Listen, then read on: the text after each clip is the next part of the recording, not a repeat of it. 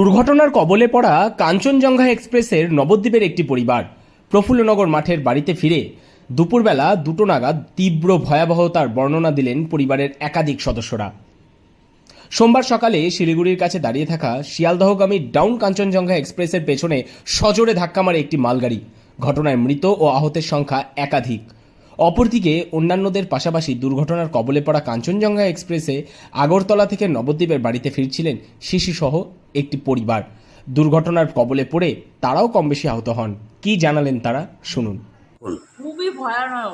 এটাই সব থেকে বড় কথা, জীবন ফিরে হাতে নিয়ে আপনি আজকে বাড়ি এসছেন, এখনো হাত কাঁপছে, মানে আতঙ্ক, মানে এমন লেগেছে, এত লেগেছে।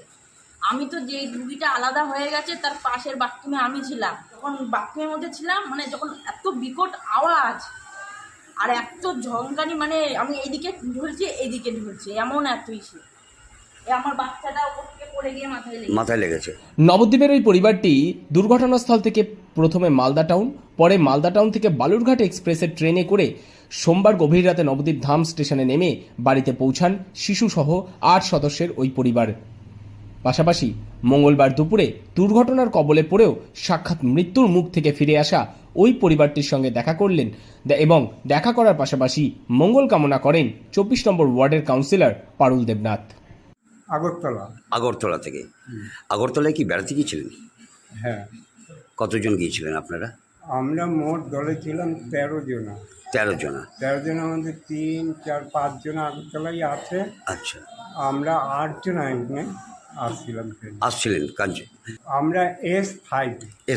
কতটা আঘাত লেগেছে? আমার ওই পায়ের আঙুলটাই ওই খুলে আছে। পায়ের আঙুলটা লেগেছে? হ্যাঁ, ওই যে ধাক্কাটা সত্যি 4 বার ধাক্কা হবে। তারপর ওখান থেকে ওই ট্রেনে আপনারা নামলেন মালদা টাউন? ওই ট্রেনেই মালদা টাউন। মালদা, ওখান থেকে আবার ট্রেন বদল করে নবদ্বীপ এলেন? হ্যাঁ, বালুরঘাটে। আজকে ভোরবেলা বলতে তখন বাজে 2:30। এদিন দুপুরে প্রফুল্লনগর মাঠের বাড়িতে ট্রেন দুর্ঘটনার তীব্র ভয়াবহতার প্রসঙ্গে তারা যা বললেন তা শিউরে ওঠার মতো। নদিয়া থেকে মৈনাক দেবনাথের রিপোর্ট, লোকাল 18 বাংলা।